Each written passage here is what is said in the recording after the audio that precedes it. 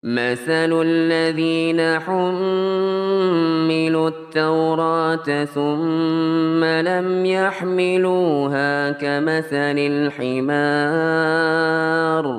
كمثل الحمار يحمل أسفارا بئس مثل القوم الذين كذبوا بآيات الله والله لا يهدي القوم الظالمين.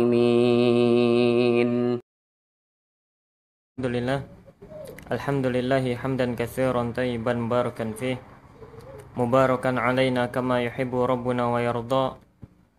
Asyhadu an la ilaha illallah wahdahu la syarikalah iqraran bihi wa tauhida wa asyhadu anna Muhammadan abduhu wa rasuluh sallallahu alaihi wa ala alihi wa sallama tasliman mazida.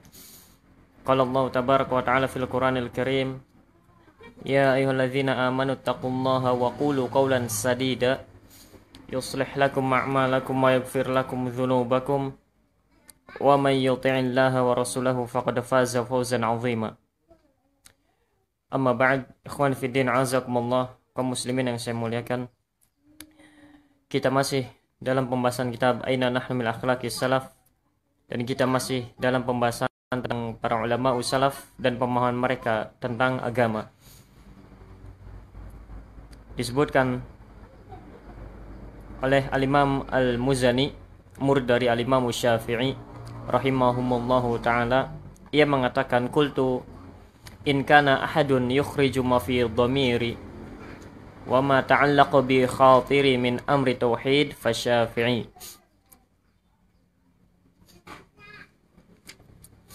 Jika ada sesuatu yang terbetik dalam hatiku, yang terlintas dalam benakku, yang berkaitan dengan masalah tauhid, tentang Allah tabaraka wa ta'ala, keraguan-raguan maksudnya yang berkenaan dengan tauhid tentang Allah subhanahu wa ta'ala, maka tidak ada seorang pun yang dapat bisa menjawab keraguan-raguan tersebut kecuali Al-Imam Syafi'i. Fasirtu ilaih, aku pernah mendatangi Al-Imam Syafi'i wa huwa fi Masjid Misr. Saat itu Al-Imam Muhammad bin Idris Asy-Syafi'i rahimahullahu ta'ala sedang berada di masjid negeri Mesir.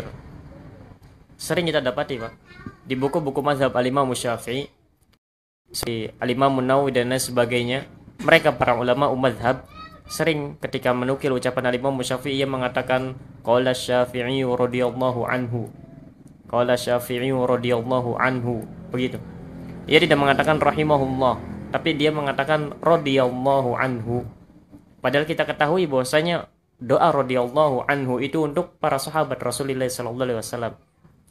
Namun bolehkah ucapan radhiyallahu taala anhu ini di kita gunakan untuk selain sahabat Rasulullah sallallahu alaihi wasallam?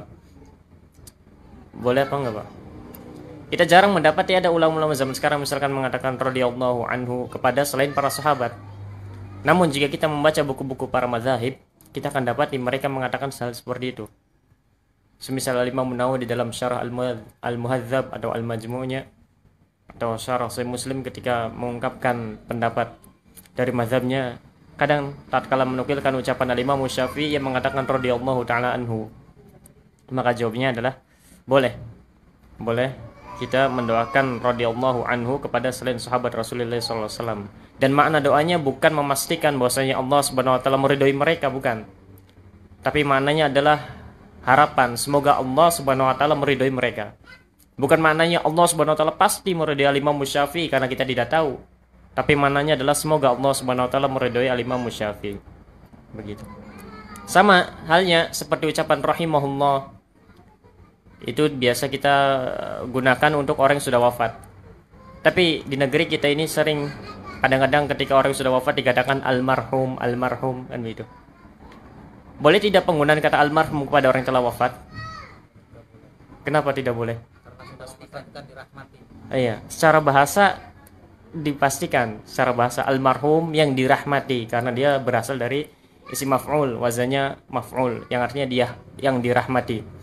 Namun Syekh Muhammad bin Shalih Al-Utsaimin mengatakan bahwasanya boleh seorang sudah wafat pun dikatakan almarhum, Karena makna dari almarhum itu bukan telah dipastikan ia mendapat rahmat, bukan. Tapi maknanya adalah semoga Allah Subhanahu wa taala merahmati dia. Sama seperti rahimahullah. Sama seperti radhiyallahu taala anhu juga. Ketika dikenakan kepada selain para sahabat, maka maknanya adalah doa agar semoga Allah Subhanahu wa taala meridhoi dia. Meridhoi Al-Imam Syafi'i. Sama seperti almarhum juga, bukan maknanya pasti Allah memberikan rahmat kepadanya, tidak. Tapi maknanya adalah semoga Allah Subhanahu wa taala merahmati orang yang telah wafat ini. Begitu. Itu disebutkan oleh Syekh Muhammad bin Shalih Al-Utsaimin. Nah, Imam Al-Muzani ketika muncul keraguan-raguan tentang perihal tauhid yang berkenaan dengan Allah Subhanahu wa taala, kadang-kadang syaitan membisikkan kepada hati seorang hamba keraguan-raguan terhadap Sang Pencipta. Sang Pencipta, misalkan kita ini diciptakan oleh Allah Subhanahu wa taala, dunia dan beserta isinya diciptakan oleh Allah Subhanahu wa taala, lalu siapa yang menciptakan Allah?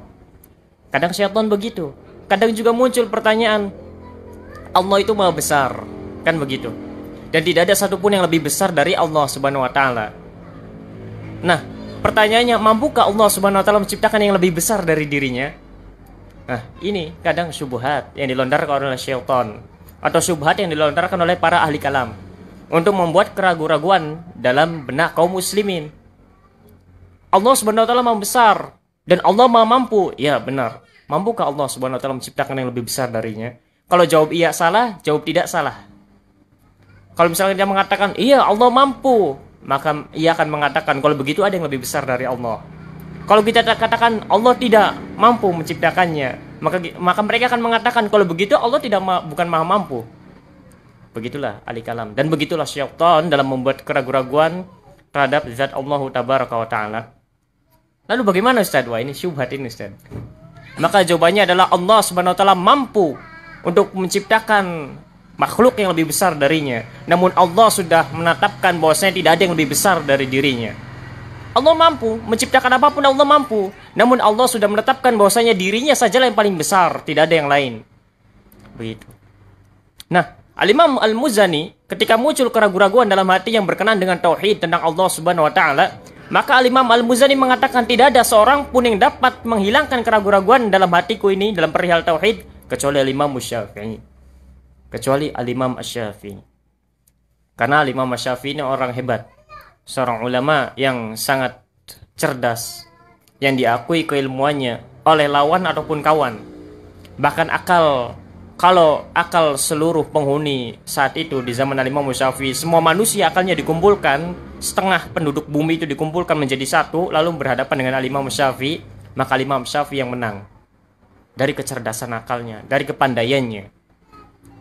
Bahkan disebutkan oleh para ulama, tatkala memuji Al-Imam Syafi'i ini, disebutkan oleh murid dari Al-Imam Abu Hanifah, Muhammad ibn Al-Hasan Asy-Syaibani, ia mengatakan, intakallama ashabul hadis yauman fabilisani Syafi'i.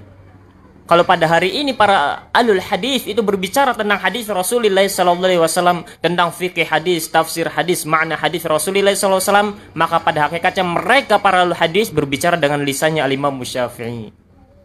Mereka itu berbicara dengan lisannya Al-Imam Syafi'i. Kalau para alul hadis menerangkan tentang makna-makna hadis, tentang tafsir hadis, karena saking hebatnya Al-Imam Syafi'i. Disebutkan oleh Al-Imam Qutaibah bin Sa'id, mata Thawri wa mata Wara'. Al-Imam Thawri, Sufyan Thawri wafat, maka hilanglah sifat Wara'. Mata Syafi'i wa matat as-sunan. Dan wafatnya Al-Imam Syafi'i, maka hilanglah sunnah-sunnah. Karena Al-Imam Syafi'i dikenal dengan Nasirul Hadis atau Nasirul Sunnah, penolong hadis, penolong sunnah Rasulullah SAW. Dan wafatnya Al-Imam Syafi'i, maka hilanglah sunnah demi sunnah. Wa yamutu Ahmad. Dan manakala Al-Imam Ahmad ibn Muhammad ibn Hanbal ini wafat, tazharul bid'ah. Para ahlul bid'ah dan bid'ah ini, kebid'ahan ini mulai muncul merebak. Al-Imam Ahmad bin Hanbal berbicara tentang diri Al-Imam Syafi'i. Kanal fiqhu qaflan ala ahli hatta fatahahu Allahu bisyafi'i. Dahulu yang namanya fiqih itu terkunci bagi ahlinya. Hatta fatahahu Allahu bisyafi'i, sampai Allah Subhanahu wa taala membukakan fikih tersebut dengan datangnya Imam Syafi'i. Al-Imam Muhammad mengatakan lagi, laula Syafi'i ma'arafna fiqhal hadis.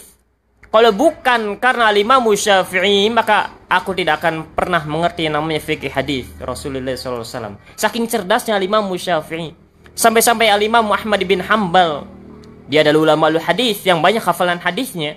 Ia mengakui sendiri, kalau bukan karena Syafi'i ini, maka niscaya aku tidak akan mengerti tentang fikih hadis. Yang aku tahu hanyalah meriwayatkan hadis, menghafal hadis dan lain sebagainya. Tapi fikih hadis, makna-makna tafsir-tafsir yang terkandung di dalam hadis Rasulullah SAW aku tidak tahu. Sampai datangnya Imam Syafi'i. Bahkan Imam Syafi'i ini dikatakan bahwasanya ia mengislahkan antara mazhab ahli ra'yu dan mazhab alul hadis. Dahulu di kalangan para muhaddisin di atas Imam Syafi'i terdapat dua madrasah besar, madrasah ahli ra'yu dan madrasah alul hadis. Alul hadis sibuk meriwayatkan hadis Rasulullah SAW. Adapun ahli ra'yu sibuk mengistimbat hukum, berbicara tentang masalah fikih dan lain sebagainya. Dua madrasah ini tidak pernah akur.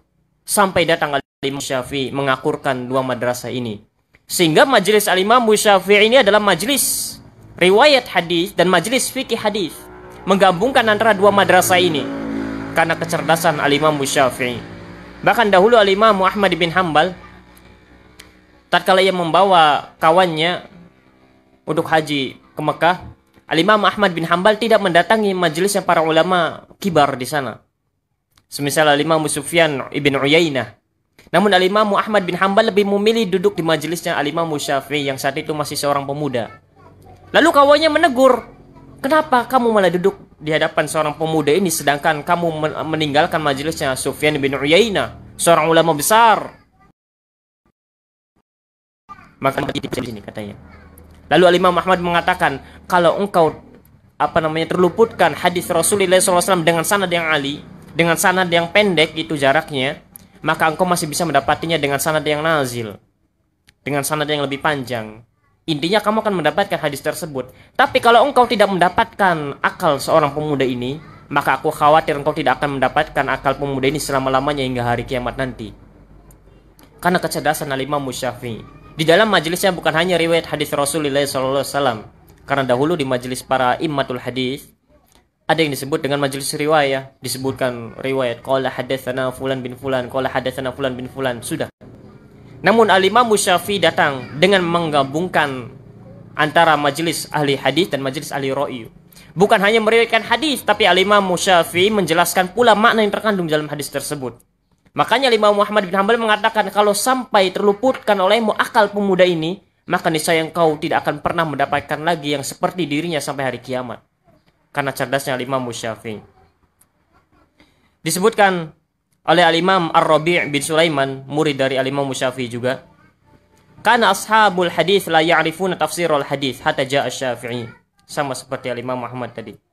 Bahwasanya ahlul hadis tidak mengetahui tentang tafsir hadis, tentang makna-makna hadis yang terkandung dalam hadis Rasulullah SAW, sampai datangnya Imam Syafi'i menjelaskan kepada kaum muslimin tentang mana-mana yang terkandung dalam hadis Rasulullah SAW.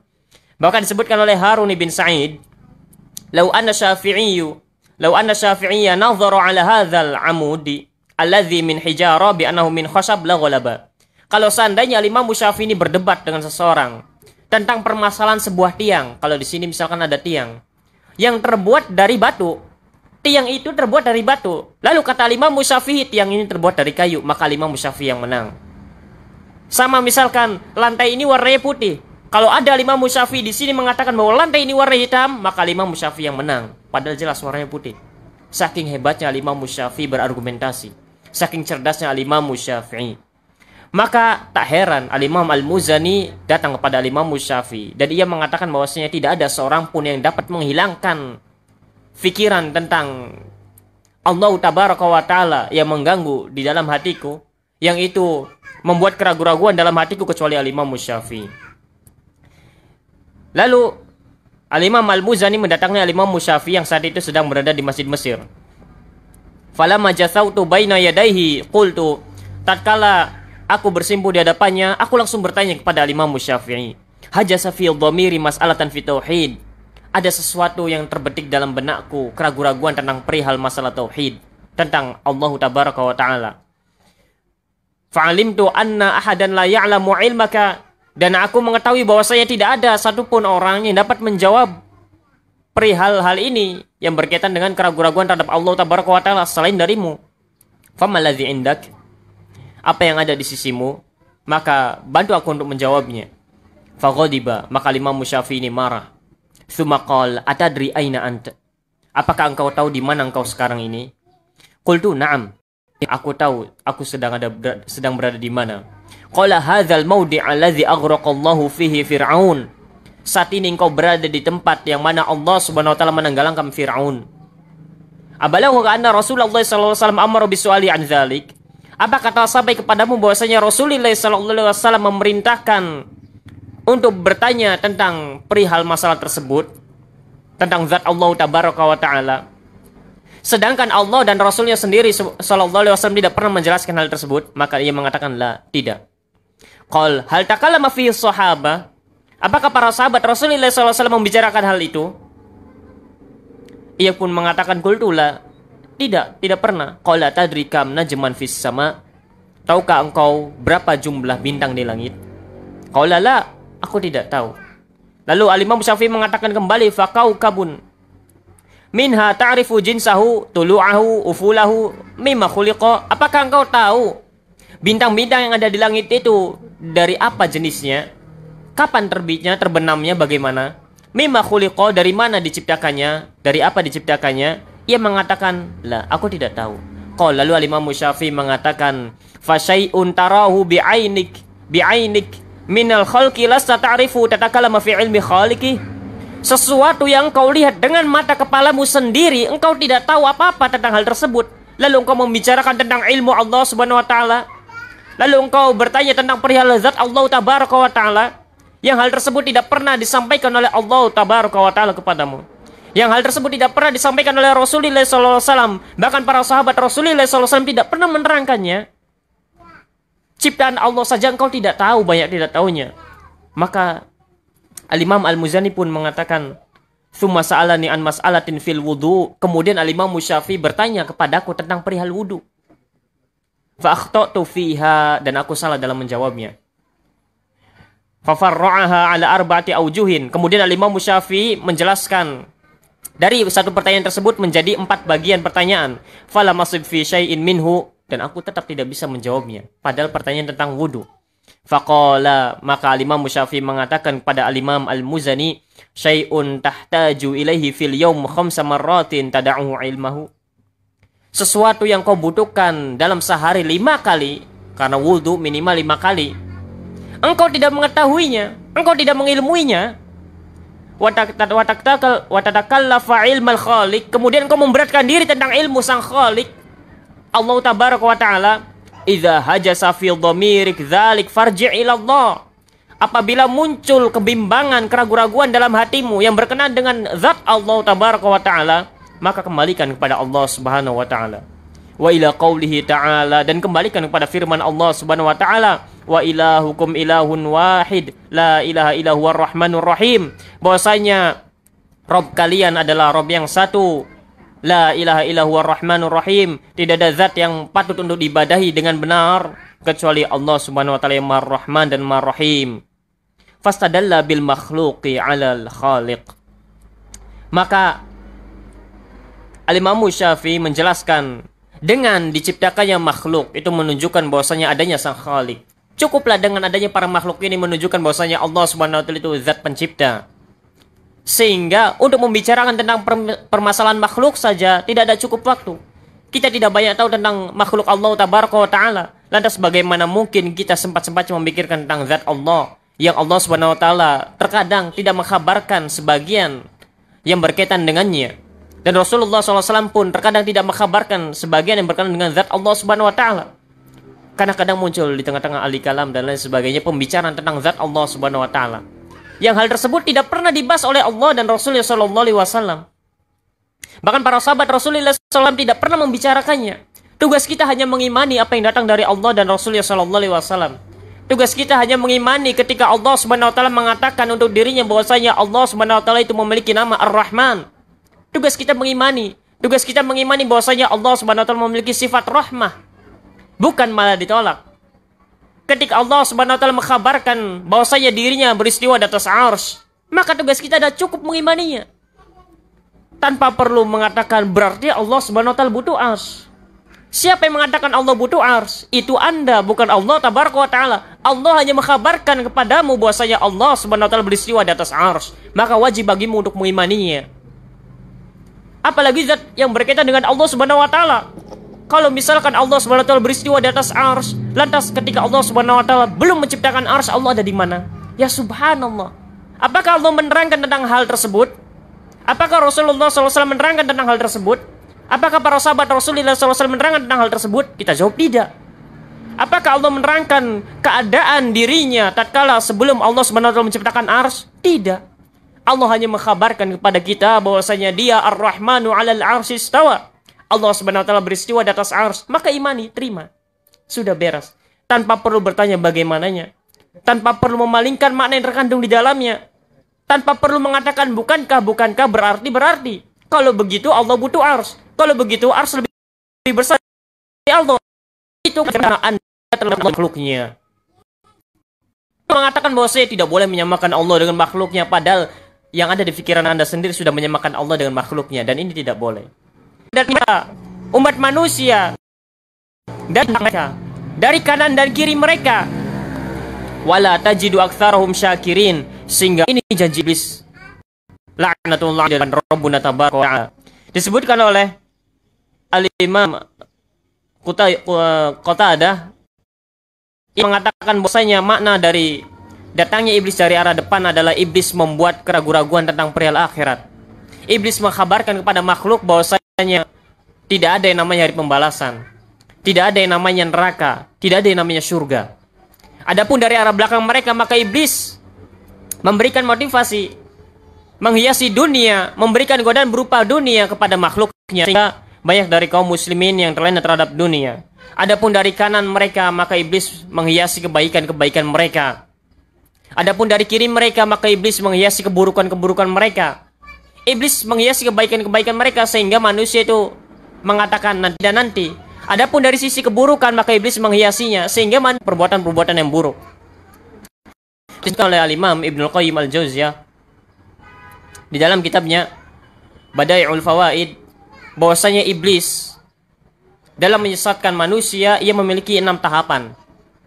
Dan iblis tidak akan berpindah dari satu tahapan tersebut kepada tahapan yang lain sebelum manusia itu dia bisa lolos dari tahapan yang pertama. Yang pertama, iblis akan berusaha agar manusia itu melakukan kesyirikan dan kekufuran.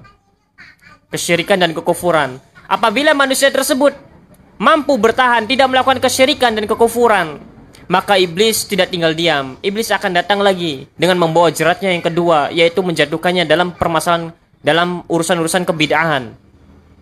Dalam kebid'ahan. Mungkin seseorang tidak melakukan kesyirikan, Masya Allah. Mungkin seseorang tidak melakukan kekufuran, tapi iblis tidak berhenti sampai situ. Iblis menjeratnya dengan berbagai macam kebid'ahan. Rajin ibadah, namun ibadah yang tidak pernah dicontohkan oleh Rasulullah SAW. Rajin ibadah, berzikir dan lain sebagainya, bersolawat, berdoa kepada Rabbul Alamin, namun melakukan dengan cara-cara yang tidak pernah ditunjukkan oleh Rasulullah SAW. Apabila seseorang itu terbebas dari namanya kesyirikan dan kebid'ahan, maka iblis tidak tinggal diam. Iblis tetap datang menggoda umat manusia tersebut dengan yang namanya dosa besar. Dengan dosa-dosa besar yang ketiga. Lalu yang keempat, apabila manusia ini masih selamat dengan dosa-dosa besar, iblis akan datang dengan yang namanya dosa-dosa kecil. Sehingga sebagian kita meremehkan dosa-dosa kecil. Dosa-dosa kecil ini nanti pun wudhu pun diampuni oleh Allah. Nanti pun jika kita berzikir seperti ini dan seperti ini diampuni oleh Allah Subhanahu wa taala. Sehingga meremehkan dosa-dosa kecil. Dosa-dosa kecil ini. Akan tetapi ketika seseorang itu sudah terlindungi dari namanya kesyirikan, kekufuran, kebid'ahan tidak dilakukan, dosa-dosa besar tidak dilakukan, dosa-dosa kecil pun tidak dilakukan, iblis tidak tinggal diam. Iblis datang kepadanya dengan hal-hal yang makruh. Hal-hal yang makruh. Sehingga seseorang hanya akan mengatakan, ini kan cuma makruh, jadi tidak mengapa. Tidak sampai derajat haram kok. Tidak mengapa. Adapun urusan sunnah dengan entengnya mengatakan ini kan cuma sunnah. Tidak dikerjakan pun tidak mendapatkan dosa. Adapun permasalahan yang makruh, seorang hamba mengatakan ini kan cuma makruh.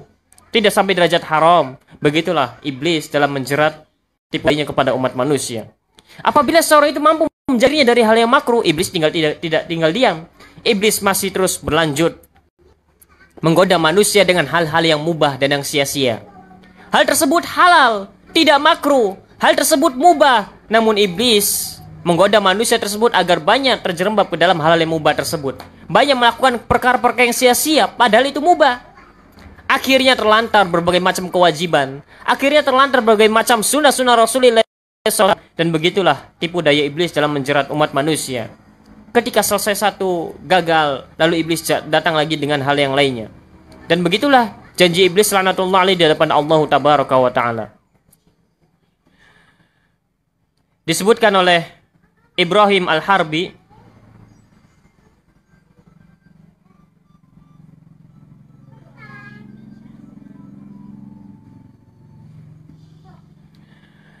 ia pernah bertanya kepada jamaahnya. Ia mengatakan, "Man ta'udduna al-ghariba fi zamanikum?" Siapakah orang yang kalian anggap asing itu? Suatu hari Ibrahim Al-Harbi sedang duduk-duduk bersama sahabat-sahabatnya, bersama murid-muridnya.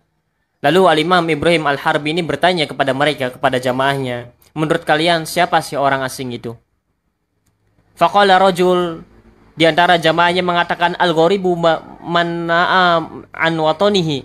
Ya, namanya orang yang asing adalah manna'a, orang yang jauh, an watanihi, dari negerinya. Wa qala akhar, "Al-gharibu man faraqa ahbabahu."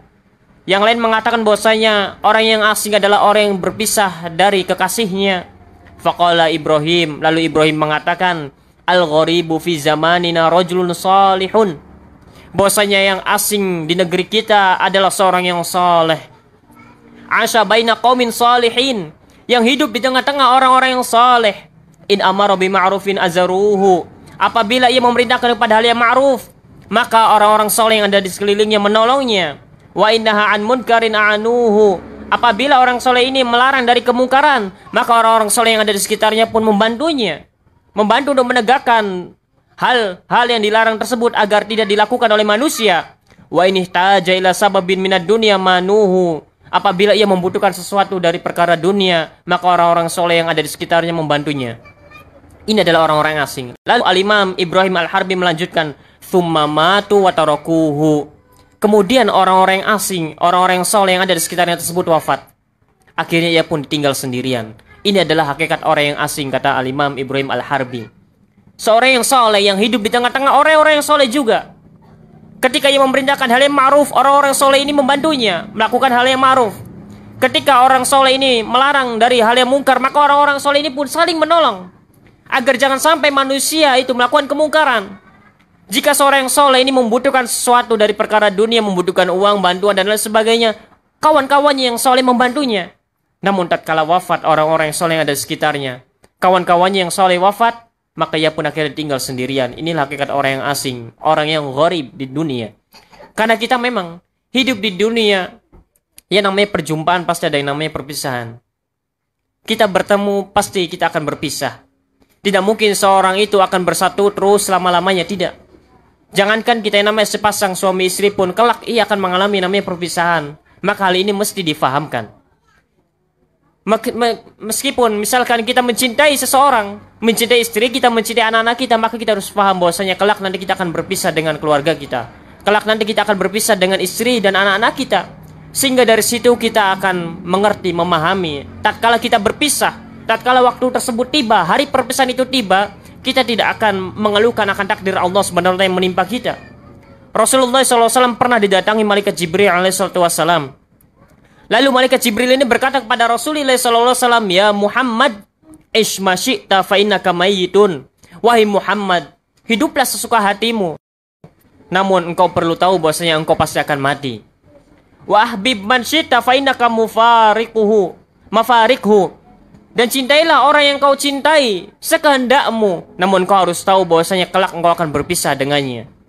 Hiduplah sesuka hatimu. Silakan kau ingin hidup bagaimanapun, namun kau perlu tahu bahwasanya kelak engkau akan mati. Engkau akan dipanggil oleh Allah tabaraka wa taala. Dan cintailah orang-orang yang kau cintai, baik dari istrimu, anak-anakmu, keluargamu dan lain sebagainya. Namun kau harus paham bahwasanya kelak nanti engkau pasti akan berpisah dengannya. Sehingga engkau ketika memahami hal ini, engkau tidak akan banyak mengeluh. Engkau tidak akan bersuudzon kepada Rabbuna tabaraka wa taala. Engkau tidak akan menyalahkan takdir. Tapi orang-orang yang tidak memahami bahwasanya yang namanya orang yang cinta dengan seseorang itu pasti akan berpisah, maka ia akan banyak mengeluh. Ia akan menyalahkan takdir dan lain sebagainya. menuduh Allah dengan ucapan yang macam-macam. Wa'mal masyi'ta fa innaka majziyun min. Dan beramallah sesuka hatimu, namun ingat bahwasanya amalan yang kau kerjakan itu akan dipertanggungjawabkan di hadapan Allah Subhanahu wa taala. Ya Muhammad syaraful mu'min qiyamuhu bil lail. Wahai Muhammad, keutamaan seorang mukmin itu ada pada salat malamnya. Seorang mukmin yang utama ada pada salat malamnya. Maka seseorang yang tidak salat malam, maka ia tidak memiliki keutamaan.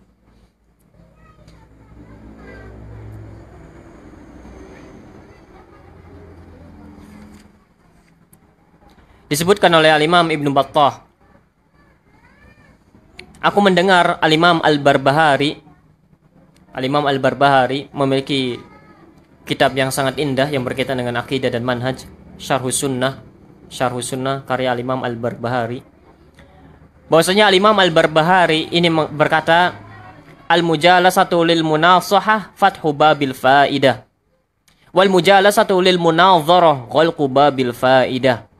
Bahwasanya duduk-duduk dalam rangka untuk memberikan nasihat itu akan membuka pintu-pintu faidah. Kita duduk bermajelis dalam rangka untuk menasihati satu sama lain, mengingatkan tentang negeri akhirat, mengingatkan tentang kisah-kisah para ulama sehingga kita bisa mengambil pelajaran akhlak dan lain sebagainya, maka itu akan membuka pintu faidah lebar-lebar. Kita akan mendapatkan banyak faidah. Wal mujalasatu lil munadharah, dan duduk-duduk bermajelis dalam rangka untuk berdebat, ghalqu babil faidah, maka itu akan menutup pintu faidah rapat-rapat. Dan benar, seseorang yang berdebat, misalkan berjidal satu sama lainnya, yang ada adalah hanya akan menutup pintu faidah, sehingga sulit baginya untuk menerima kebenaran banyaknya.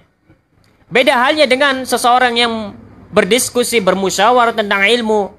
Maka beda halnya kalau orang-orang berdiskusi tentang masalah ilmu, bermusyawarah bagaimana hukumnya ini, lalu saling melontarkan satu sama lain hujahnya, maka bisa jadi ia mendapatkan banyak faidah.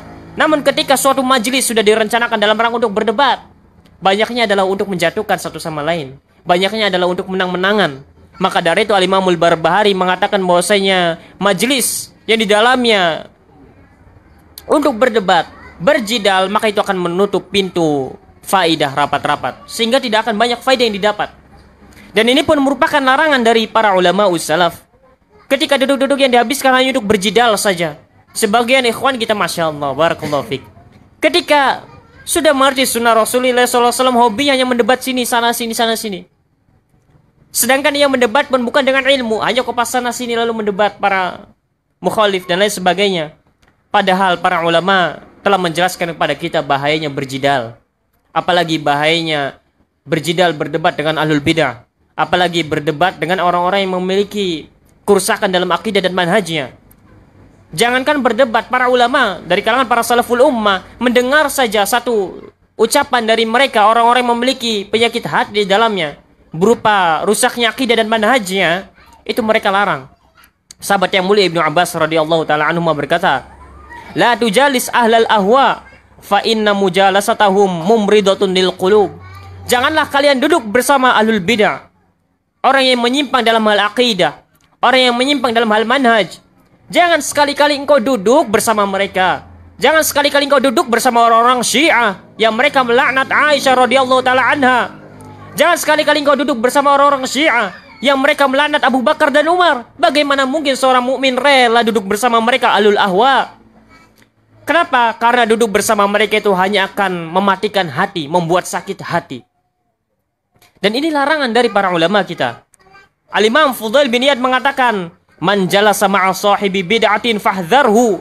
Siapa yang duduk bersama ahlul bid'ah, orang-orang yang memiliki kerusakan dalam akidah dan manhajnya, seperti orang-orang Syiah, orang-orang Mu'tazilah dan lain sebagainya, Jahmiyah dari kalangan ahlul bid'ah, maka peringati manusia darinya. Hati-hati. Wa man jalasa ma'a sahibil bid'ah lam yu'tal hikmah. Siapa yang duduk bersama ahlul bid'ah, bukan dalam rangka untuk berdakwah, tapi dalam rangka duduk biasa, ngobrol tentang masalah agama dan lain sebagainya, duduk dalam rangka ridha kepada mereka, maka ia tidak akan mendapatkan hikmah. Wa uhibbu an yakuna baini wa baina sahibi bid'atin hisnun min hadid. Dan aku cinta, aku suka, kata Imam Fudail bin Iyad, agar kiranya antara diriku dengan mereka ada pembatas yang terbuat dari besi. Disebutkan oleh Al-Imam Abu Qilabah Al-Raqashi, Ia mengatakan la tujalisuhum, janganlah kalian duduk-duduk bersama mereka ahlul bid'ah, wala tukhalituhum, dan janganlah kalian bercampur baur dengan mereka. Fa innahu la amanu an yaghmisukum fi dhalalatihim, karena sesungguhnya engkau tidak aman dari mereka yang mereka pasti akan menenggelamkan kalian dalam kesesatan mereka. Wa yulabbisu alaikum katsiran mimma ta'rifun, dan mereka akan membuat mentalbis, akan menutup yang namanya al-haq yang telah kalian ketahui. Ahlul bidah yang dahulu kita mengetahui bahwasanya orang-orang Syiah itu mereka sesat dan menyesatkan karena mereka melaknat para sahabat Rasulullah SAW. Tatkala duduk bersamanya, oh ternyata Syiah tidak seperti yang dibayangkan ya. Mereka pun mencela sahabat dan mereka melaknat para sahabat Rasulullah SAW, itu pun memiliki dalil loh. Begitu, karena tidaklah seorang yang menyimpang akidah dan manhajnya, melainkan mereka pun punya dalil. Mereka punya dalil, apalagi kita hanya rajin mengatakan mana dalilnya. Kalau orang-orang Syiah ditanya mana dalilnya, mereka pun berdalil. Bahkan tatkala mereka melaknat para sahabat Rasulullah SAW, mereka pun berdalil dengan ayat Al-Quran. Dalil yang kita gunakan bahwasanya dalil tersebut adalah kebenaran manhaj salaf, dan mereka gunakan hal tersebut dalam rangka untuk melaknat para sahabat. Dan begitulah para al-bidah. Orang-orang Mu'tazilah menolak sebagian sifat Allah tabaraka wa ta'ala, bahkan menolak bahwasanya Allah subhanahu wa ta'ala dapat dilihat nanti di hari kiamat. Mereka pun berdalil dengan ayat Al-Quranul Karim. Orang-orang Jahmiyah dan lain sebagainya, Jabriyah, Qadariyah, mereka pun memiliki dalil. Maka hati-hati, jangan sampai duduk dengan mereka dari kalangan al-bidah Syiah, dari kalangan al-bidah Mu'tazilah, dari kalangan al-bidah Jahmiyah dan lain sebagainya, karena kita tidak akan aman dari kesesatan mereka. Al-Imam Al-Hasan Al-Basri mengatakan la tujalisu ahlal ahwa, janganlah kalian duduk-duduk bersama al-bidah, wala tujadiluhum, dan janganlah kalian mendebat mereka, wala tasma'u minhum, bukan hanya mendebat, mendengarkan saja, jangan sampai rela telinga kita ini mendengarkan ucapan mereka. Hati-hati. Bahkan Muhammad ibn Sirin dahulu, tatkala datang ahlul bidah, ia pun menutup telinganya. Ahlul bidah ini mengatakan, aku ingin menyampaikan kepadamu ayat Al-Quranul Karim. Muhammad bin Sirin tidak, tetap menutup telinganya. Hanya sepotong saja, sepotong katanya. Tidak, tetap, karena mengetahui Al-Imam Muhammad bin Sirin ini tahu. Ahlul bidah pun mereka berdalil dengan Al-Quranul Karim, dengan hadis Rasulullah SAW, tapi mereka menginginkan hal yang lain. Tidakkah kita ingat dahulu Al-Imam atau sahabat yang mulia Ali bin Abi Thalib pernah didatangi oleh orang-orang Khawarij. Orang-orang Khawarij datang pada Ali bin Abi Thalib, lalu mendebat Ali bin Abi Thalib. Yang mereka bawakan orang-orang Khawarij ini ayat Al-Quranul Karim, ayat Al-Quranul Karim.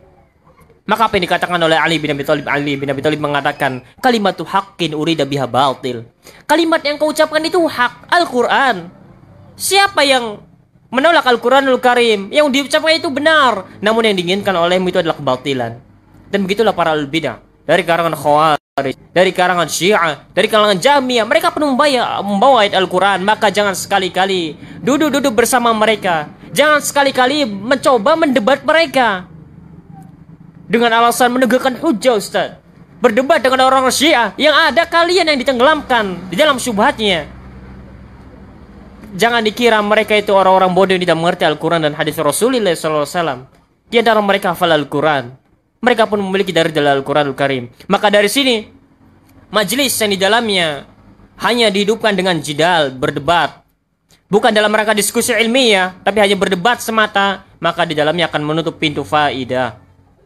Al-Imam Al-Auza'i mengatakan, la tumakkinu sahiba bid'atin min jadalin fayurithu qulubakum min fitnatin irtiyaban. Janganlah sekali-kali engkau mendebat ahlul bidah, karena orang yang mendebat ahlul bidah itu akan mewariskan keraguan di hatimu. Ahlul bidah melontarkan ayat Al-Quran, hadis Rasulullah SAW, kemudian membuat keraguan-keraguan di dalam hati kita. Yang tadinya kita sudah kokoh, kuat. Lalu ahlul bidah pun mengeluarkan argumentasinya. Akhirnya kita pun terbawa fitnahnya, kita pun ragu. Bahkan kita menyangka bahwasanya apa benar yang kita jalani ini benar. Itu akibat duduk bersama ahlul bidah. Itu akibat membaca-baca tulisan-tulisan mereka, maka jauhi diri kita apabila kita sayang kepada akidah dan manhaj ini. Ini yang dimaksud adalah ahlul bidah, bukan orang yang diklaim ahlul bidah. Sebagian kita berlebihan. Seorang ahlus sunnah yang dia bukan ahlul bidah, lalu kita menyangka bahwasanya dirinya adalah ahlul bidah, lalu diperlakukan sebagaimana ahlul bidah itu ditetapkan. Maka ini tidak diperkenankan.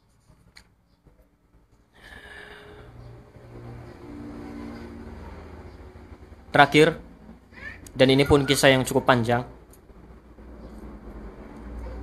Sebentar. Al-Imam Syafi'i juga mengatakan tentang debat ini, al-mira'u fid din yuqassi al-qalb wa yurithu ad-daghain. Bahwasanya yang namanya al-mira', berdebat untuk mengalahkan lawan, itu hanya akan mengeraskan hati dan hanya akan mewariskan atau menumbuhkan yang namanya kedengkian. Namun di sini seseorang harus paham antara berdebat, antara berdiskusi, musyawarah dan lain sebagainya. Tentu yang dilarang adalah berdebat kusir, berdebat hanya untuk menang-menangan. Adapun ketika diskusi ilmiah,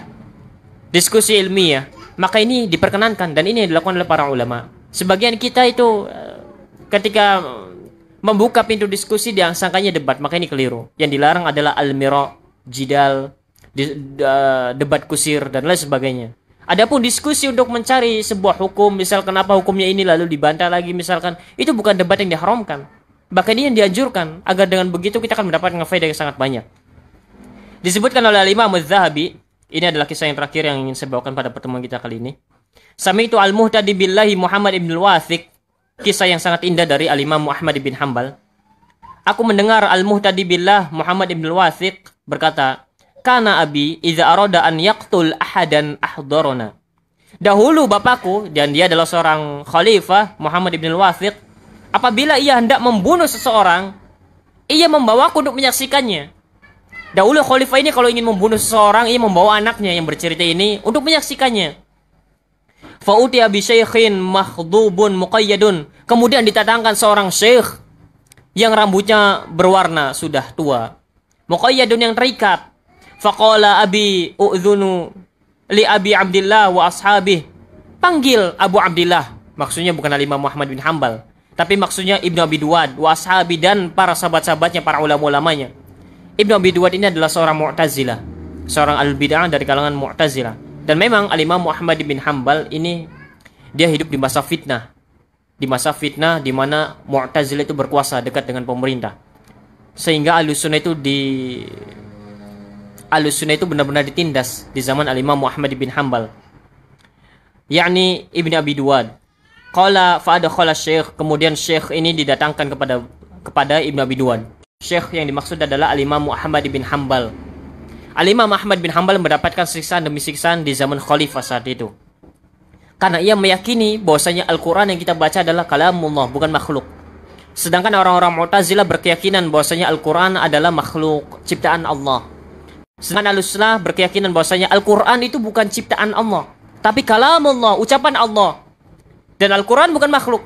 Kalau Al-Quran itu makhluk, maka di dalam Al-Quran pasti ada kesalahan. Karena namanya makhluk tidak luput dari namanya kesalahan. Maka dari itu orang-orang liberal, mereka mengatakan bahwasanya Al-Quran ini perlu direvisi katanya. Bahwasanya hukum-hukum yang ada di Al-Quran dan As-Sunnah itu sudah tidak sesuai lagi dengan zaman katanya. Karena keyakinan mereka bahwasanya Al-Quran itu adalah makhluk. Dan yang namanya makhluk itu tidak luput dari namanya kesalahan. Adapun Ahlussunnah wal Jamaah berkeyakinan bahwasanya Al-Quran yang kita baca itu adalah kalamullah, ucapan Allah tabaraka wa ta'ala, dan itu merupakan di antara sifat dari sifat Allah tabaraka wa ta'ala. Nah, Al-Imam Muhammad bin Hanbal dan para ulama yang hidup di zaman Al-Imam Muhammad bin Hanbal dipaksa untuk mengatakan bahwasanya Al-Quran ini adalah makhluk. Untuk mengatakan. Semua ulama dipanggil semuanya. Kalau tidak mengikuti perintahnya, maka langsung dibunuh. Al-Imam Muhammad bin Hanbal tetap pada pendiriannya bahwasanya Al-Quran adalah kalamullah, bukan makhluk. Sebagian para ulama terpaksa mengatakan bahwasanya Al-Quran itu makhluk, tapi hatinya mengingkari. Sebagian mereka mengatakan bahwasanya ketika ditanya, apakah Al-Quran makhluk?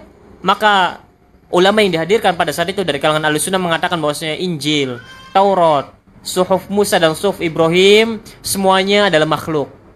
Ia mengisarkan dengan tangannya, bukan ingin mengatakan bahwasanya kalamullah itu adalah makhluk, bukan. Bahwasanya kitab-kitab suci yang Allah turunkan itu adalah makhluk, bukan, tapi ia menunjukkan kepada jarinya bahwasanya ini semua adalah makhluk. Dia bertauriyah. Sebagian lagi ada yang terang-terangan mengatakan Al-Quran itu makhluk, tapi karena terpaksa. Kalau tidak begitu maka akan dibunuh. Tapi Al-Imam Muhammad bin Hanbal satu-satunya ulama Ahlussunnah yang tetap pada pendiriannya bahwasanya Al-Quran adalah kalamullah, bukan makhluk. Sehingga Al-Imam Muhammad bin Hanbal dipenjarakan. Bukan hanya dipenjara, disiksa. Bukan hanya disiksa, dipecut. Yang kata Al-Imam Muhammad bin Hanbal, kalau pecut tersebut dipecutkan kepada onta, maka onta itu langsung jatuh. Al-Imam Muhammad dipecut berkali-kali sampai jatuh lagi, bahkan sampai pingsan. Bahkan di bulan Ramadan pun tidak berhenti, tetap dipecut. Ini bahaya kalau ahlul bidah sudah dekat dengan penguasa, sudah dekat dengan pemerintah. Bahaya. Al-Imam Muhammad bin Hanbal didatangkan kepada pemerintah ini di hadapan khalifah, dan di sisi khalifah itu adalah ahlul bidah dari kalangan Mu'tazilah. Al-Imam Ahmad bin Hanbal dipaksa untuk mengatakan bahwasanya Al-Quran adalah makhluk. Hanya berkata saja, bukan meyakini. Lalu Al-Imam Ahmad bin Hanbal ketika dimasukkan ke ruangan tersebut, Al-Imam Ahmad bin Hanbal mengucapkan salam kepada khalifah dan orang-orang ada di dalamnya. Assalamualaikum. Lalu khalifah ini mengatakan, la sallamallahu alaik. Ia tidak menjawab salam Al-Imam Muhammad. Tidak ada keselamatan bagimu, katanya. Lalu Al-Imam Muhammad bin Hanbal mengatakan, ya Amirul Mukminin, bisa ma'addabaka mu'addibuka. Sungguh jelek sekali orang yang mengajarimu ini, katanya.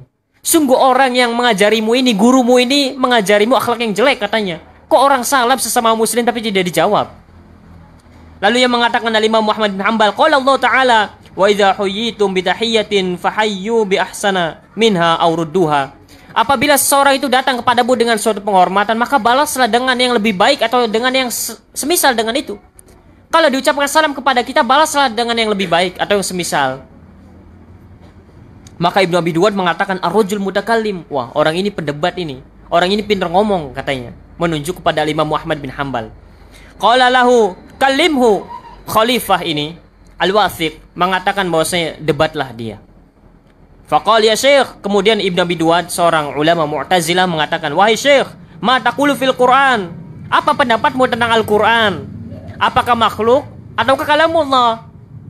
Maka Imam Muhammad mengatakan, lam yunsifni. Jangan aku yang ditanya, tapi aku yang bertanya kepadamu, katanya. Wali soal, dan aku memiliki pertanyaan untukmu. Bukan aku yang ditanya, tapi aku yang bertanya kepadamu. Lalu Ibnu Abi Duad mengatakan, sal, silakan tanya sukamu. Qala, maka Imam Muhammad bin Hanbal mengatakan, ma taqulu fil Qur'an? Apa pendapatmu tentang Al-Qur'an? Al-Imam Muhammad bin Hanbal bertanya sebagaimana ia tanyakan untuk Al-Imam Muhammad bin Hanbal. Bertanya kepada Ibnu Abi Duad, seorang ulama dari kalangan Mu'tazilah yang berpendapat bahwasanya Al-Quran itu makhluk. Bertanya, apa pendapatmu tentang Al-Quran? Ibnu Abi Duad dengan tegas mengatakan, makhluk. Al-Quran adalah makhluk, ciptaan Allah, bukan kalamullah, bukan ucapan Allah. Qala Syekh, maka Imam Muhammad mengatakan, hadza syai'un alimahu Nabi sallallahu alaihi wasallam Abu Bakar wa Umar wal khulafaur rasyidun, am syai'un lam ya'lamuhu.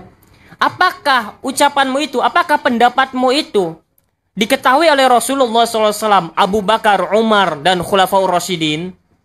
Atau itu adalah sesuatu yang mereka tidak mengetahuinya dan kamu yang tahu? Al-Quran makhluk itu, apakah Rasulullah, Abu Bakar, Umar, Khulafaur Rasyidin tahu?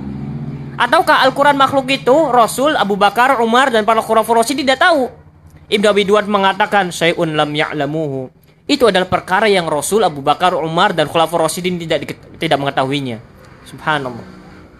Kemudian Al-Imam Muhammad mengatakan, subhanallah, maha suci Allah, syai'un lam ya'lamhu Nabi sallallahu alaihi wasallam alim tahu. Sesuatu yang Rasul saja tidak tahu, engkau tahu. Aneh, katanya. Fakhajala. Kemudian Ibnu Abi Duad malu, tersipu malu. Karena bagaimana mungkin yang paling mengetahui tentang Al-Quran adalah Rasulullah sallallahu alaihi wasallam. Yang paling mengetahui tentang Al-Quran adalah para sahabat Rasulullah sallallahu alaihi wasallam. Lantas Ibnu Abi Duad mengatakan bahwasanya ada sesuatu yang tidak diketahui oleh mereka, sedangkan Ibnu Abi Duad tahu. Kan aneh namanya. Faqala akilni, berilah aku kesempatan lagi, katanya. Coba tanya lagi yang lain, jangan pertanyaan yang tadi. Qala al-mas'alatu bihaliha, masih pada pertanyaan yang sama, katanya. Apa pendapatmu tentang Al-Quran? Ia mengatakan masih sama, makhluk, Al-Quran itu makhluk. Kemudian Al-Imam Muhammad bin Hanbal mengatakan, na'am, alimuhu. Sekarang apakah Rasulullah SAW, Abu Bakar, Umar, dan para sahabatnya dari kalangan Khulafaur Rasyidin mengetahuinya? Ibnu Abi Duad mengatakan, na'am alimuhu. Iya, mereka tahu bahwasanya Al-Quran itu makhluk. Tadi jawab tidak tahu. Ketika dijebret sama Imam Muhammad, wah, bagaimana mungkin Rasul dan para sahabatnya tidak tahu tapi kamu tahu? Sekarang Ibnu Abi Duad mengganti jawabannya. Sekarang Rasul dan para sahabatnya tahu. Begitu. Maka Imam Muhammad mengatakan, alimuhu walam yad'un nas ilaih. Rasul, para sahabat dari kalangan Khulafaur Rasyidin tahu, namun mereka tidak pernah mendakwakannya kepada manusia. Qala na'am, Ibnu Abi Duad mengatakan, iya. Rasul tahu, Abu Bakar tahu, Umar tahu bahwasanya Al-Quran itu makhluk, tapi mereka tidak pernah mendakwahkan hal tersebut pada manusia. Maka Imam Muhammad mengatakan, syai'un. Naam, qala afala wasa'aka wa wasa'ahum. Lalu mengapa engkau tidak cukup sebagaimana mereka cukupkan? Rasul dan para sahabatnya tidak mendakwahkan bahwasanya Al-Quran itu makhluk. Kalau benar Al-Quran itu makhluk, tapi engkau malah mendakwakannya. Apakah engkau tidak cukup sebagaimana yang Rasul dan para sahabatnya itu lakukan? Kalau Rasul dan para sahabatnya tidak mendakwakan akidah tersebut, maka seharusnya engkau mencukupkan diri dengan hal tersebut. Akhirnya bingung lagi Ibnu Abi Duad ini. Faqama abi fadakhala majlisan. Kemudian Al-Wathifah yang bersama Ibnu Abi Duad ini bangkit. Lalu ia pun masuk ke dalam masjid, ke dalam majlis, wastalqa wa huwa yaqul. Kemudian khalifah ini masuk ke dalam majlis Ibnu Abi Duad dan Al-Imam Ahmad bin Hanbal. Kemudian mengatakan, syai'un lam ya'lamhu Nabi sallallahu alaihi wasallam wala Abu Bakar wa Umar wa Utsman wa Ali walal khulafaur rasyidin alim tahu anta. Sesuatu yang tidak diketahui oleh Rasul, Abu Bakar, Umar, Utsman, Ali dan khulafaur rasyidin. Lalu engkau tahu? Begitu berkata kepada Ibnu Abi Duad. Tsumma amara bi raf'i quyudihi. Kemudian akhirnya khalifah ini membebaskan Al-Imam Ahmad bin Hanbal. Ia tahu ternyata kebenaran bersama Al-Imam Ahmad bin Hanbal. Karena bagaimana mungkin ada sebuah akidah yang tidak pernah Rasulullah para sahabatnya ketahui, lalu muncul orang ini tahu yang berkaitan dengan Al-Quran. Kan heran. Lalu bagaimana mungkin kalaulah taruhlah misalkan Al-Quran itu makhluk, sedangkan para Nabi dan Muhammad SAW para sahabatnya tidak pernah mendakwakannya, lalu orang ini mendakwakannya. Apakah tidak cukup dengan apa yang dilakukan oleh Nabi dan para sahabatnya sallallahu alaihi wasallam tersebut? Maka khalifah pun ternyata yang benar itu Ahmad bin Hanbal. Bagaimana mungkin Rasul para sahabat tidak mengetahui tapi orang ini tahu? Akhirnya khalifah ini pun Al-Wathiq membebaskan Al-Imam Ahmad bin Hanbal wa an ya'ta 400 dinar, kemudian memberikan harta kepada Al-Imam Ahmad bin Hanbal sebesar 400 dinar. Fa yu'dzana lahu fi ruju'. Kemudian Al-Imam Ahmad bin Hanbal dibebaskan. Dibiarkan untuk pulang, diizinkan untuk pulang. Dan ini merupakan akhir ujian yang menimpa Imam Muhammad bin Hanbal. Selama 3 generasi, 3 khalifah, zaman khalifah Imam Muhammad bin Hanbal dipenjara, disiksa dan lain sebagainya. Karena mempertahankan akidah beliau ini, bahwasanya Al-Quran adalah kalamullah, bukan makhluk. Sedangkan orang-orang Mu'tazilah, yang dipimpin oleh Al-Imam Ibnu Abi Duad ini, tokoh Mu'tazilah, imam dalam kalangan Mu'tazilah, ia berkeyakinan bahwasanya Al-Quran adalah makhluk dan ini batil, sesat dan menyesatkan. Dan para ulama sepakat siapa yang mengatakan bahwasanya Al-Quran itu makhluk maka kafir. Namun Imam Muhammad bin Hanbal tidak mengkafirkan Ibnu Abi Duad. Hanya saja yang meyakini keyakinan seperti ini hati-hati. Ini adalah keyakinan yang kufur kepada Allah Tabaraka wa Ta'ala. Dan Imam Muhammad bin Hanbal pernah didatangi oleh para fuqaha dari Ahlul Baghdad.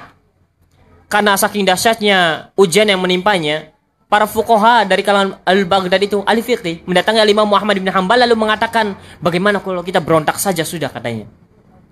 Karena kalau misalkan Imam Muhammad terus-terusan begini maka bisa bahaya kaum muslimin.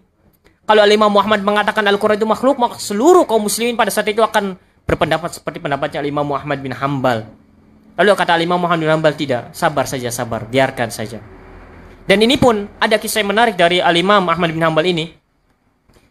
Al-Imam Muhammad bin Hanbal pernah satu sel penjara dengan seseorang yang bernama Abul Haytham. Abul Haytham.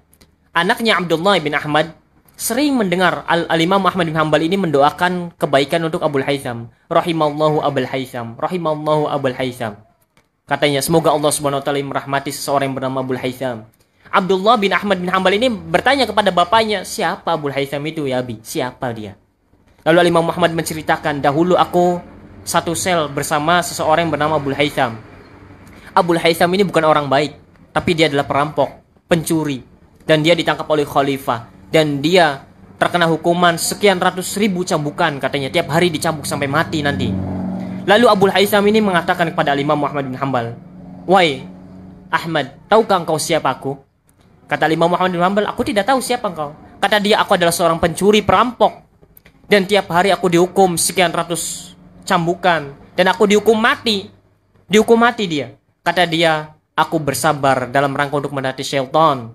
Aku bersabar dalam rangka untuk mentaati syaitan, dan engkau dalam mentaati Allah maka bersabarlah. Apa yang kau lakukan ini dalam rangka untuk mentaati Allah, maka bersabarlah. Seharusnya engkau lebih mampu untuk bersabar lagi, katanya. Aku yang mentaati syaitan saja bersabar menerima cambukan, apalagi Al-Imam Muhammad bin Hanbal yang dalam rangka untuk menegakkan agama Allah, menegakkan kalimat tauhid, akidah yang lurus, manhaj yang kokoh, menegakkan, mengibarkan bendera sunnah, maka seharusnya engkau lebih harus banyak bersabar lagi.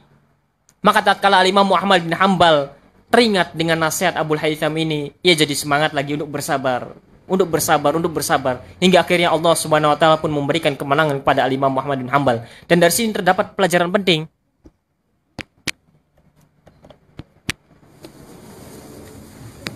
Cek. Terdapat pelajaran penting yang sangat berharga. Bahwasanya siapapun orangnya dari kita yang kita telah berhijrah kepada jalan Rasulullah SAW dan jalannya para sahabat Rasulullah SAW, maka kita pasti akan menerima rintangan dan cobaan yang besar. Rasulullah SAW diusir dari kampung halamannya. Para sahabat disiksa. Sebagian mereka sampai dibunuh. Lihat para imam seperti Imam Muhammad bin Hambal dicambuk. Ini orang-orang yang paling mulia. Lalu kita yang mengaku mengikuti jalannya Rasulullah SAW tidak mendapatkan ujian dan cobaan seperti ini, maka mustahil. Maka dari itu, kita yang mengaku mengikuti jalannya Rasulullah SAW, para sahabatnya, maka pasti akan menerima cobaan dan ujian semisal dengan mereka. Rasul manusia terbaik yang dahulu sebelum berdakwah tauhid, Rasul dipuji-puji. Rasul adalah orang yang terpercaya, Rasul adalah orang ini dan itu dan lain sebagainya. Namun tatkala dia mendakwakan tauhid, maka Rasulullah SAW pun dituduh macam-macam. Dituduh orang yang gila, dituduh dukun dan lain sebagainya. Begitu juga dengan kita. Ketika kita sudah membulatkan tekad untuk menjalani jalan yang ditempuh oleh Rasulullah dan para sahabatnya Rasulullah SAW, maka hati-hati. Maka kita perlu memahami bahwasanya jalan yang kita tempuh ini tidaklah halus. Jalan yang kita tempuh ini penuh dengan terjal, onak dan durinya. Cacian, makian, ejekan itu hal biasa. Para sahabat sampai disiksa. Para sahabat sampai dibunuh.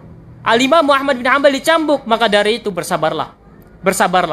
Yang ada tuh dulu diri kita ini apabila kita hidup adem ayem saja, namun ngakunya mengikuti jalannya Rasul dan para sahabat. Tidak pernah dicaci, tidak pernah dimaki, tidak pernah ditimpa ujian dan cobaan. Hati-hati. Mungkin apa yang kita lakukan ini saat ini adalah keliru. Mungkin jalan kita benar, namun tujuan hati kita keliru. Karena apa yang mereka dapatkan, maka itu bersabar. Kita tidak hidup sendirian, kita bersama mereka al-jamaah. Rasulullah SAW dan para sahabatnya ridwanullah alaihim ajma'in. Demikian sedikit yang bisa saya sampaikan. Kurang lebihnya mohon maaf. Barangkali ada 1-2 pertanyaan, maka saya persilakan.